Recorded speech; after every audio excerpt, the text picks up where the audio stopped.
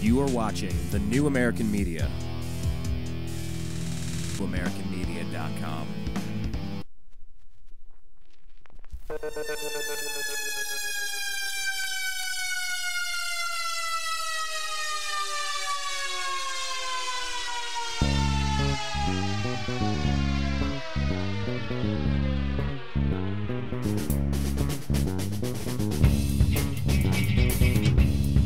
Live from the Milky Way galaxy, the solar system, planet Earth, United States of America, Los Angeles, California, to be quite specific. Welcome to TNAM Radio here at the NewAmericanMedia.com.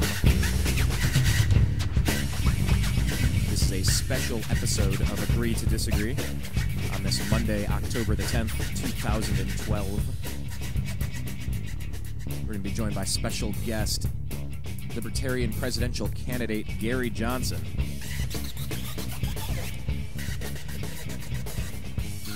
We're very interested to hear what Mr. Johnson has to say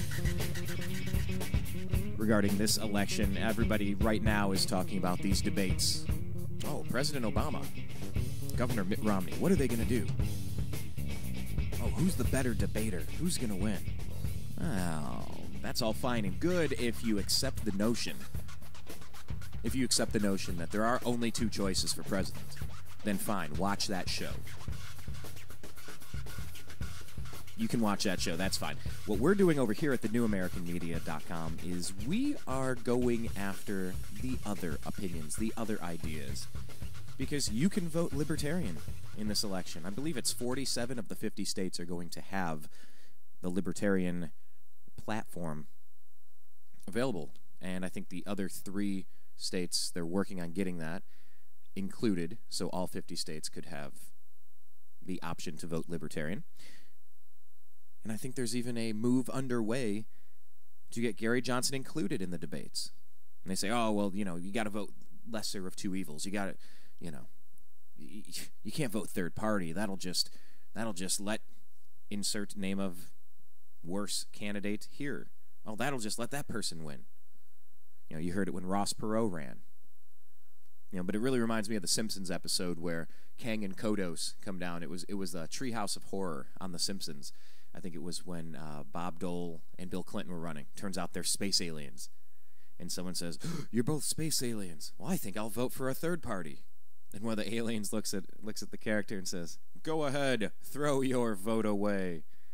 And at the end, Homer's getting whipped. He's enslaved by this intergalactic overlord. And Homer says, don't blame me. I voted for Kodos. The two aliens were Kang and Kodos. So we're going to explore what all of this means as we welcome Governor Gary Johnson to the program. Let's go ahead and get him on the line.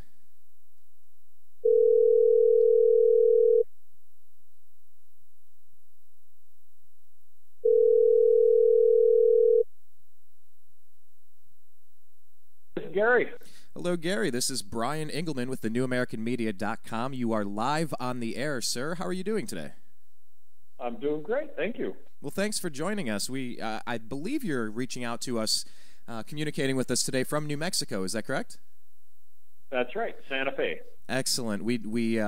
I spent about 6 weeks out in Taos over at the Earthship headquarters, building self-sustainable, off-the-grid homes, trying to learn about that, and I really like it out in New Mexico, so I have a certain affinity to the area. So I guess let's pick it up from there. Let's just kind of start and introduce yourself, if you'd be so kind. You are the former governor of New Mexico. For people that aren't very familiar with you, how would you like to explain yourself to everybody? Introduce yourself. Well, I've been an entrepreneur my entire life. Starting at 17 years old, I paid for everything that I've had in my life. When I was a junior in college, I started a one-man handyman business. This was 1974. Grew that business to employ over 1,000 people. I became Intel's facilities contractor in New Mexico before the 286 chip. I sold that business in 1999. Nobody lost their job. They're doing better than ever, and it allows me to have a full-time unpaid job running for President of the United States. running for governor of New Mexico. I ran for governor of New Mexico completely outside of the political process. I went and I introduced myself to John Latuzio, who was the chairman of the Republican Party in New Mexico. And what he said was that, wow, I like you. I like what you've got to say. You know, we're an inclusive party. We're going to include you in all the meetups. You can travel around. You can make your pitch to the Republican Party as to why you should be their nominee. But you just need to know that you will never get elected, that it's not possible to come from completely outside of the political process and get elected governor in a state that's 2-to-1 Democrat. Right. I got elected. I'd like to think it was based on what I had to say, which was just, let's bring a common sense business approach to state government. Best product, best service, lowest price. I think the ultimate arbiter of how it worked out when I was governor is I did get reelected in a state that is 2-to-1 Democrats. I made a name for myself vetoing legislation. I may have vetoed more legislation than the other 49 governors in the country combined. Made a difference when it came to billions of dollars worth of spending. Made a difference when it came to the government telling you or I what we should or couldn't do in the bedroom. The whole notion of less government is better government. Hey, state's 2-to-1 Democrat, I get reelected by a bigger margin. And then lastly, Brian, I'm an athlete. I've been an athlete my entire life. My main residence is just north of Taos, close to Taos Ski Valley. Skiing is one of my passions. Mountain biking is another. I hope to climb the highest mountain on each continent. I had the good fortune to actually get to the summit of Mount Everest, which had been a lifelong dream. And right now, I am 3 summits short of getting to the highest mountain on each continent. And we're planning a trip to Aconcagua, unless I get elected president of the United States, but we're planning a trip to Aconcagua this fall with myself and my family to do that.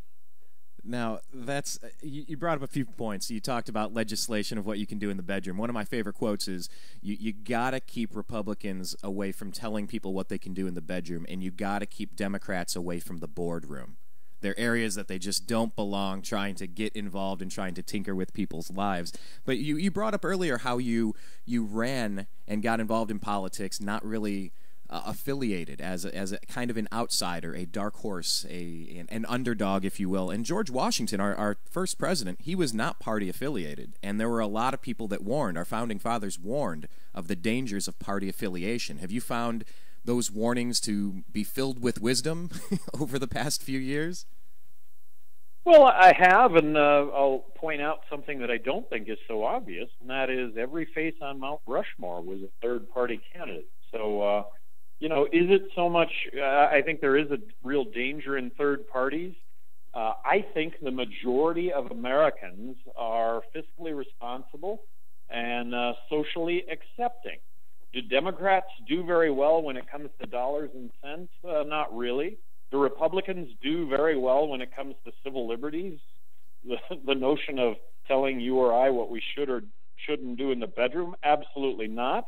But you know what? Democrats don't do too well in the area they're supposed to be good at, which is civil liberties. And Republicans, when it comes to dollars and cents, you know what? They don't do well at all. Bush left, what, $8 trillion behind. President Obama signs the NDAA and reaffirms the Patriot Act. And it's becoming more and more clear to a lot of people following us over here at the New American Media that this game that's being played, the puppet show that we're going to watch, this debate, it's a Republican, it's a Democrat, it's a red tie, it's a blue tie, but they're two hands, they're two puppets being controlled by the same thing. It seems like a lot of the legislation is coming from the John McCain who lost, that's for the Obama presidency, that's exactly continuing the Bush doctrine, and it's just kind of like, what is the difference between the major parties anymore? Are you still able to see any difference between the Democrats and Republicans? I'll offer you up a prediction. Regardless of Romney or Obama getting elected, that we have a heightened police state, that the police state continues to grow. Drones are going to play a big component in that.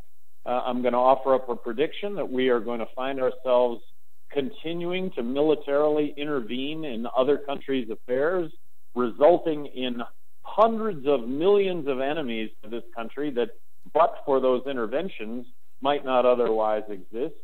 And lastly, that we find ourselves continuing to engage in unsustainable spending and debt, that as a consequence, we're going to find ourselves without a country unless we actually take on these issues. And these are really difficult issues. It's going to involve mutual sacrifice on the part of all of us. But the key word here is mutual sacrifice. And all the special interests that are tied up in Democrats and Republicans, it's okay for you to sacrifice, but not my special interest, because my special interest is exactly as it's named. It's a special interest, and I deserve to keep it. You know, it's almost like a divorce or some sort of litigation where you're on opposite sides, you got some animosity, and the only way is to get some sort of arbiter, some sort of judge, some sort of two lawyers in a room with a mediator and just say, look, we need to make sure you can find a resolution where you're equally unhappy. It's not about making somebody happy. It's about making them equally unhappy and just moving on. And when it comes to cutting budget, Republicans won't touch the military. Democrats won't touch the social welfare programs that are bankrupting this country, along with many other things as well. But it is just Brian, a scam. And Brian, what you just said, I just think is profound, and it's a line that I use all the time as governor. Well, how's it going as governor? Well, you know what? I have made everyone angry. Everyone, all the special interests angry. So I'm right on. I'm just doing everything right. We're talking with Libertarian candidate for the 2012 presidential election, Gary Johnson, former governor of New Mexico. Gary, I want to take a second here and allow you to answer this. We're hearing a lot of people who were supporting Ron Paul. A lot of people were getting involved in the Republican Party saying, you know what, we're going to get involved and change this from the inside. We don't like what's going on with the massive spending, the police state, all of these things. We want to change the Republican Party. So he went out, he got a plurality of plurality of delegates from 5 states. He earned the right for the RNC to allow him to get up and give his speech, to be nominated on the floor, likely get voted down by Romney, and then they pick their candidate and move on. Instead, the RNC traded Ron Paul and his speech for an empty chair. They put Clint Eastwood up there with an empty chair to laugh at everyone saying, yeah, that was Ron Paul's time. No thanks. How about an empty chair? That's what we think of you. So will you, as Libertarian nominee, the Libertarian candidate for this presidency in 2012, can you address the disgruntled Ron Paul supporters who feel like they've been spit on, that they've been kicked in the gut, and they feel like there's no point in participating in this election, or if you're going to hurt me, fine, I'll just vote Obama, or you know what, I'm just done completely, I will never consider a candidate. Can you speak to those people for a minute, please? Well, just that when I was in the Republican primary for president, I thought that it was going to really be hard to marginalize 2 people on stage talking about the same issues. And I'm talking about Ron Paul and myself. Now, I did not find myself marginalized. I found myself excluded. And I found myself excluded very unfairly. I saw Ron Paul continue to be marginalized. The fact that Republicans did not allow Ron Paul a speaking slot, give me a break. And you know what? You could extend that. Why wasn't Sarah Palin there, allowed a speaking spot? I mean, is no one allowed on stage that doesn't parrot what I'm going to argue is just a whole bunch of nothingness? So I'm really upset. In New Mexico, was treated very, very fairly by the Republican Party. Nationally, anything but. It's a closed door. It's a club. I don't have the right credentials. Well, George Carlin said something about it being all of politics, the upper echelons of this stuff. It's a club, and you and I, folks, we're not in it. And Groucho Marx famously said something that I'll have to paraphrase because I don't know it off the top of my head. He said, I would never join any group that would accept someone like me as a member. You know, and for them to so specifically say, well, Ron Paul's a little outside of the mold in the narrative that we're specifically crafting. We've done the research, and we have to hit these buzzwords, and this is how we're going to run the campaign. You got to understand, a lot of people have been holding their nose and voting for a candidate they don't believe in for a long time. Can you talk to the Ron Paul supporters that were considering holding their nose and voting for Mitt Romney? They were considering it, saying, look, President Obama, he has given us 4 years of a lot of military abuses, a lot of civil liberty abuse, a lot of debt, expanded social welfare programs, and we're broke, and the middle class is struggling, and you see people scamming this system. Can you talk to the people that were considering holding their nose and casting a ballot for Romney, who have now said, forget it, I'm out? Talk to them and tell them why they should not go that route by sitting home, and they should come out and vote Libertarian.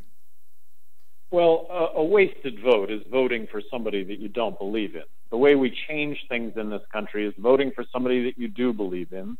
I'm a Ron Paul fan. I endorsed Ron Paul in 2008. He asked me for my endorsement. I gave it to him. When I dropped out of the Republican primary, I asked everybody who was going to vote for me to vote for Ron Paul. You know, in the second debate that I was in, and I was only in 2, I was asked, who would you pick as your running mate? Well, I would pick Ron Paul. That's kind of a no-brainer. Right now, wasted vote. I'm asking everybody to consider wasting their vote on me, and what will end up happening is I'll be the next president of the United States, and I guarantee you that there will be meaningful change that will take place in this country. Now, I'm not Ron Paul, I'm Gary Johnson, but I'm going to argue that we're saying the same things on all of these issues. We've grown up with different experiences. That doesn't take away from the fact that primarily speaking on the president's list would be to govern under strict adherence to the United States Constitution. How about that for starters? But if you have been or are a Ron Paul supporter, let's see, a vote for Romney, a vote for Obama, or a vote for Gary Johnson. Which one of those 3 best reflects my views? I don't even need to say that. And I think that if you're going to stay home and avoid making a choice come election day, that I think a lot of other Americans are in that same boat, and we're never going to change anything based on that. Making the switch to the Libertarian Party, you know what? I got a bunch of knots on my head from trying to change the Republican Party. The great thing about being a Libertarian is you don't have to change a thing. The knots are gone, and you know what?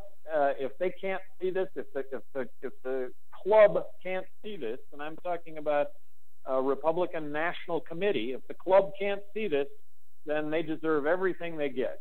Well, and that's a little bit like the mainstream media or the dinosaur media or the lamestream media, whatever you want to call it.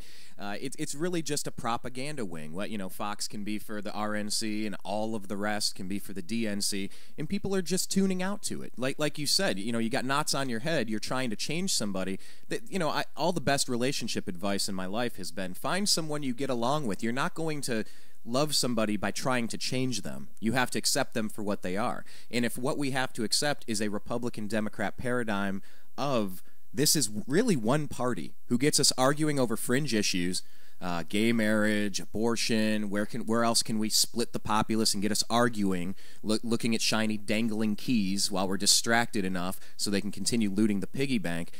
You know, maybe these parties, the Republicans and Democrats need to go the way of the dinosaur and like the propaganda media, because people are just tuning out. People are dropping out of the process. They're not buying into the scam anymore. I think that's what's really interesting in this 2012. A lot of people talk about, oh, there's a change in cycles and the Mayans and all that stuff, but it really seems like people are starting to look at the systems of governance right now and say, this doesn't work. I've been fooled for too long. What else can we do? And libertarian seems like an option. Well, I think it is a viable option. I think it represents the majority of Americans, speaking with a broad brushstroke, majority of Americans, fiscally responsible, socially accepting, Democrats supposed to be good on the social side, Republicans supposed to be good on the dollars and cents side, they're both horrific. They're both terrible. No one is being served other than those that are in power. And I've seen it. I've seen it up front and personal, and I don't get it. I don't get why you would run for political office just to get elected or reelected, as opposed to offering up the leadership, which is what this is all supposed to be about. So using that as an example, Obama, Romney arguing over who's going to spend more money on Medicare when there should be a raging debate and discussion in this country about how we cut Medicare significantly, or we find ourselves without any health care for those over 65. No medical safety net, no social safety net for anybody over 65 is the consequence of not dealing with these difficult issues now. Well, you know what it's also the consequence of? It's also politicians of yesteryear who put something together to gain favor, to get votes, so that they might be immortalized on a dollar bill or on a Mount Rushmore, or, you know, something where they could leave a lasting legacy. But it wasn't thought through. And it wasn't planned out. Well, what if population increases? Well, what if people start living longer? Well, what if this? What if that? What if that? None of those safety mechanisms were thought of, put into place in advance. And now here we are. There is no way to maintain what we are spending. And I learned in college, if my expenses are exceeding the little bit I could make driving back home to wait tables or bartend on the weekends, if I couldn't meet those expenses, I had to cut my expenses, or I couldn't get by and finish my college degree. For some reason in politics, nobody wants to do the hard work. Nobody wants to take the blame, bear the brunt of the anger. Well, somebody promised me something. Well, I'm sorry somebody promised it to you. I'm not trying to hurt you, but it's no longer there. And that conversation is not occurring. You are absolutely right. You're dead on. That conversation is not occurring. It's issues that are literally just made up out of thin air to try and draw differences between us when we really have very few differences.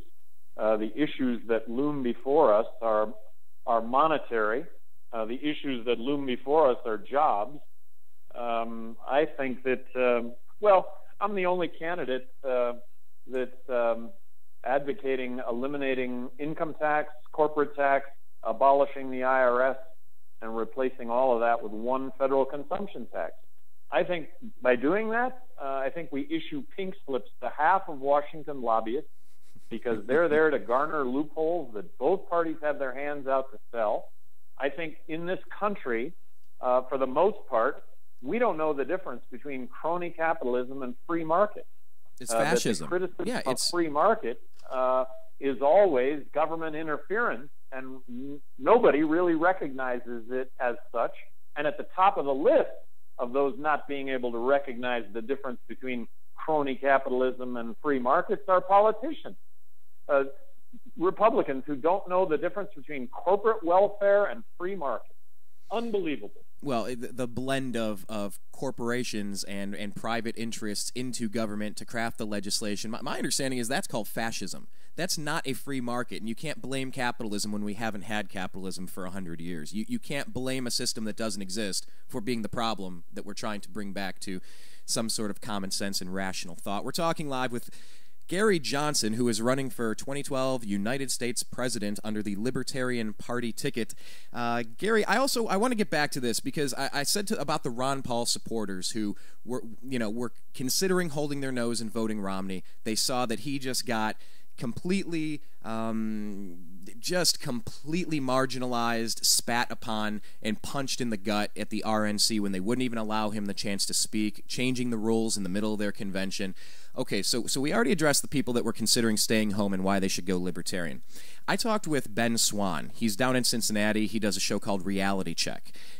He's out there on a lot of these independent news stations, but he's with Fox down in Cincinnati. He had a chance to meet with President Obama, and he asked him first two questions. First one about the NDAA, second one about the presidential kill list. So this is a guy that really goes for the important news, not, hey, what's on your iPod, or what's your favorite athlete, like really trying to get at the stories.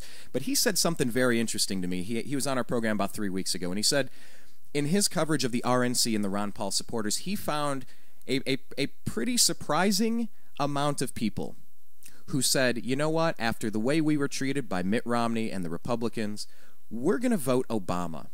And we likened that in our conversation to the scene in Good Will Hunting, where Matt Damon comes home and, you know, he's talking with Robin Williams, his psychiatrist, and says, you know, my dad would come home drunk. He'd give me the option. Do I want to get beat with a stick, or with something else, or a wrench, or a belt or a wrench? And he said, I picked the wrench. Robin Williams says, why would you pick the wrench? He goes, well, because screw him. You know, like, if you're going to inflict pain on me, inflict the most pain on me you possibly can. We'll make you realize the pain you're causing. And that's what Ben Swan was telling me people who were supporting Ron Paul are going to do now, and say, President Obama in another 4 years would be the worst thing we could imagine, so let's go for it. If you don't want us in your party, we're going for President Obama. Can you talk to those disillusioned former Ron Paul, or current Ron Paul supporters who are now considering voting for President Obama? Well, I'll just get back to the argument I made earlier. I think that voting for the lesser of two evils, or in this case, the greater of two evils, let's just hasten the day of reckoning, and maybe we'll deal with it. How about not doing that? How about voting the person that most mirrors? And you know what? It's one thing, too, if it's most, but what if it's all? What if you've got a candidate that's running that represents all of your views? And I just go down the litany of issues. Don't bomb Iran. Get out of Afghanistan tomorrow. Bring the troops home. Marriage equality, constitutionally guaranteed right. End the drug wars. Legalize marijuana now. Repeal the Patriot Act. I would have never signed the National Defense Authorization Act. Let's balance the federal budget now, and let's kick crony capitalism in the rear end by abolishing the IRS, income tax, corporate tax. That's the answer to jobs. Zero corporate tax rate environment, man, if that doesn't create tens of millions of jobs, then nothing will. Well, there's the litany of issues. Tell me where I differ from a Ron Paul supporter on any of those issues. Tell me where Obama or Romney are to even come close to what I'm talking about. They would be on the other end of all the issues that I just mentioned.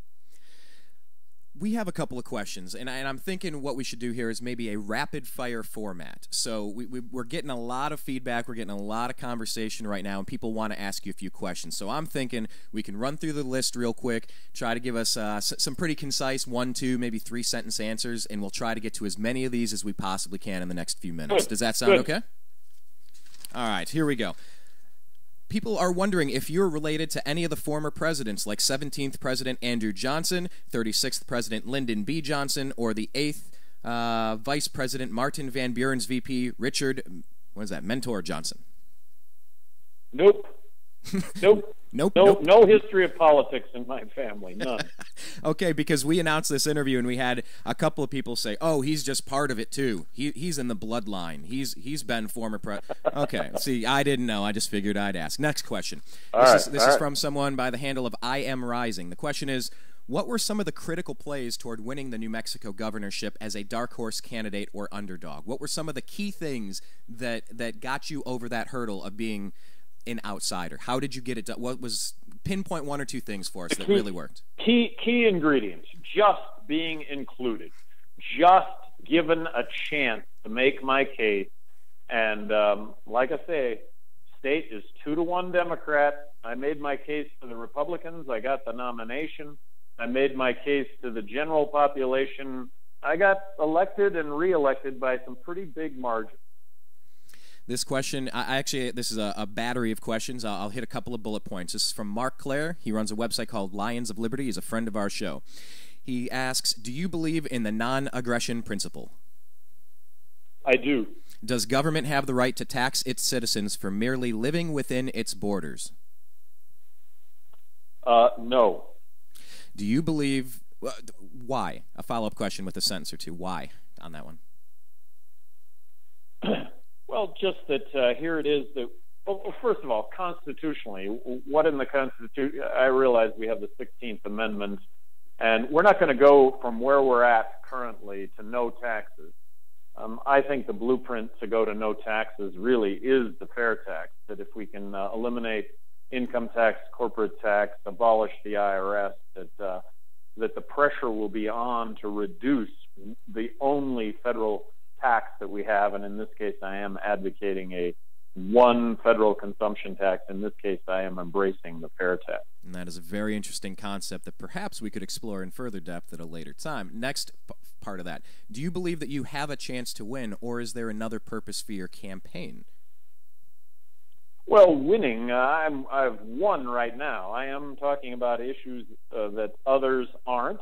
And if Ron Paul were in this group, he would be too, but he's not. He's done.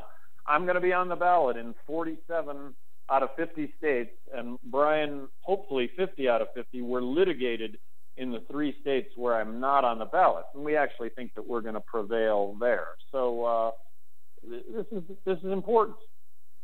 Who is your favorite libertarian author? Favorite libertarian author?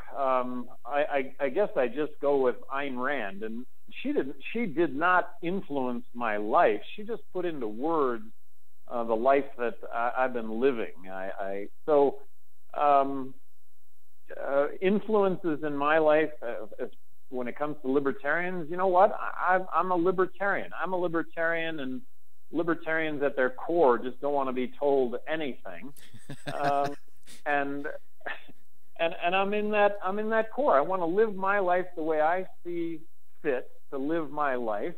I want as minimal government interference as there can possibly be, and that really comes under the heading of protecting me against individuals, groups, corporations, foreign countries that might want to do me harm. But in that context, government has just stepped all over that. This is a 2-part question from John Odermatt, also with the Lions of Liberty crew. What ideology leads you to your stance on legalizing marijuana? Does an individual own their body? Is it government overreach to attempt dictating what an individual ingests? Overriding issue when it comes to legalizing marijuana and adopting rational drug policy in this country, which does not involve criminalizing it, really is A to Z. I take on every part of this argument. I don't know as any is less substantive than any other. And it fundamentally comes down to you and I making choices that only you and I should make, as long as we don't put other people in harm's way. The second part of that is, would you therefore legalize all drugs? If we legalized all drugs, the world would be a much better place tomorrow. But we're not going to do that. We're not going to go from A to Z, but I think that we're going to go to legalizing marijuana. I think we're at a tipping point on the issue. I think Colorado is going to be the tipping point. It's on the ballot in Colorado to regulate marijuana like alcohol. I think that when we legalize marijuana, and we are there, and when we realize that the world is a better place to live, that police are actually going out and enforcing real crime, that the court dockets are cleared up significantly, and we actually reduce the number of people that we have behind bars, which, by the way, in this country is the highest incarceration rate in terms of per capita and number of any country in the world, then I think we take giant steps toward rational drug policy, which starts with looking at drugs as a health issue and not looking at drugs from a criminal justice standpoint. Let me ask you this. We're talking with Governor Gary Johnson, running for Libertarian Presidential Candidate. Two of our friends, Dan Johnson, is with a group called Panda, and he was on the Coast to Coast AM show with John B. Wells and this past week. And their main issue with Dan and Panda, it's the NDAA. Earlier you referenced that I would have never signed that. In a nutshell, Gary Johnson, Libertarian candidate for president, can you sum up what NDAA is and why you would have never passed that legislation? It allows for you and I, as U.S. citizens, to be arrested and detained without being charged. This is the reason we fought wars in this country. It's pretty simple. It's pretty basic, and it's pretty shocking that John McCain helped author that legislation and President Obama passed it. So you wonder, well, what if McCain had been president? Well, maybe Senator Obama would be passing the same legislation that President McCain put in. And to me, that's a clear indicator that maybe there's not a big difference between the two parties in the ever-expanding military police state that we're entering. Final question, Gary Johnson. Rachel Brennan asks, how can we get you elected? We know there are a couple of quirks. We know that you're trying to get on the ballot in 3 states. You're trying to get included in some of the debates. You're looking for campaign contributions, obviously, so that you can run more ads, and we're starting to hear them out in California on the radio. How can people, if they want to help you get elected, what are some of the clear things that they can assist you with, and how can they help? Just echoing everything that you just said, and don't discount talking to your neighbor. And all you got to do when it comes to talking to your neighbor is just ask them to go to the website, check it out for yourself. Ask people to take the isidewith.com test. Is that's on your website? I guess Obama has 330 electoral votes. I have 220. Romney has 0. And I'd like to close with the only issue that I have with President Obama. Yes. The only issue I have with President Obama is that everything out of his mouth is wonderful. It's like music. How can you disagree with anything that he says? But guess what? That doesn't match up in any way with the reality. It is so far removed from the reality. It is politics as usual. There is nothing in my resume that suggests that I'm not going to doggedly pursue everything that I'm talking about here. Very good. Would you please give out the name of your website, sir? So, GaryJohnson2012.com. Brian, great being with you. Thanks for having me on. And Gary, I had one more thing I wanted to toss out here. We would love to continue this conversation over the next couple of weeks. I'm sure you have a lot of other things to do today. So if we want to continue this in the next couple of weeks as we lead in, I was thinking if there might be a way until you're included, or if you are included in these debates, I think it would be fun to kind of get the questions that they ask the other candidates and ask the same questions of you. And if they're not going to allow you on the TV screen or on the stage with them, to actually have a theoretical debate, to actually pretend that you were up there and answer the questions differently. Because you're going to hear, like you said, that the president is going to tell you all these great things, but that's not what's happening. And Mitt Romney will change and flip-flop with the wind depending on what the poll says he's supposed to do. So it's just an idea we've had in our heads, and we're not sure what your plans are, if you have anything planned to retort these debates. Just identical to what you said. I'm going to this Wednesday. I'm going to tweet the debate, and I'm going to be on Google Live for the whole debate. You know what? I have been holding off on this whole Google Live thing. Tell us where they can find you on Twitter. You're at Gov Gary Johnson, correct? Yep. And getting back to the website, just get on the website, and that'll have all of this laid out. And that's GaryJohnson2012.com. Yep. Yep. Perfect. Well, Gary, I appreciate your time. You have some very some refreshing ideas that I don't think I'm going to be hearing from these debates from Mr. Romney or Mr. Obama. And I think a lot of our listeners and followers over here, they would tend to be interested in more of what you have to say. So like you said, go ahead and check out GaryJohnson2012.com. Gary, I appreciate your time today. Good luck, sir. Great. Thank you very much. That was Governor Gary Johnson running for president on the Libertarian ticket.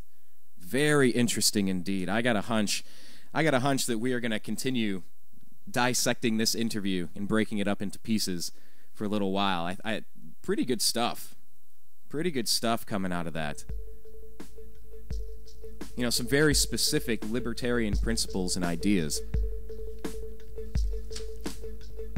Just going over the notes here, it's very interesting because some of these candidates, Mitt Romney, President Obama, they Governor Romney, President Obama, they say things that sometimes seem nice. And maybe sometimes you think, well, the Republicans, they're better with self-defense. They're better with the military. And we think they're better at running government, that, leaner and meaner and no deficits. And it's irresponsible to put money on a credit card that we can't afford. We should have some social welfare problems, but not a lot. Programs, but not a lot, because it creates problems. It creates dependency. It's unsustainable. It's unfundable. Yeah, so we'll vote Republican. And we believe in God and in a future existence and something beyond this, and we think that they get that. Okay, and then Democrats like, well, we want equality for all. We want people to kind of do what they're going to do in their lives. And don't legislate your ideas on me, man, says some of the Democrat people. So, some of them say, well, this world is hard and it's kind of rigged and we need a strong social safety net so that these people can get a leg up. Let's vote Democrat. We believe in the working class people. And of course, they'll say, well, Mitt Romney doesn't get it, he's rich.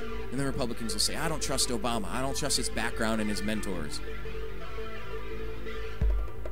But strip away all the things that we think are different, and just imagine if they're the same. Just imagine if it's really the same important stuff. Candidate Obama doesn't like the Patriot Act. President Obama re-signs it.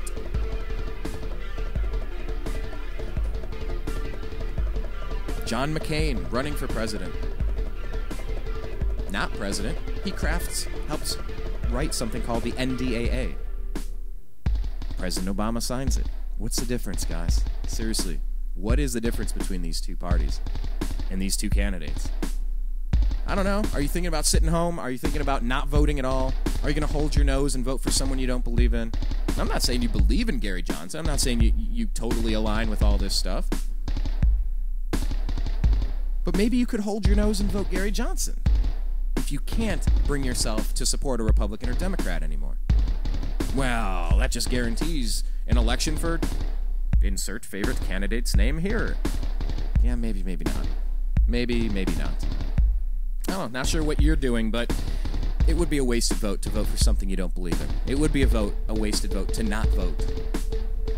If you don't like Gary Johnson, there's other candidates. There's Green Party, there's Peace and Freedom Party. You could write in somebody, but this guy's still in it.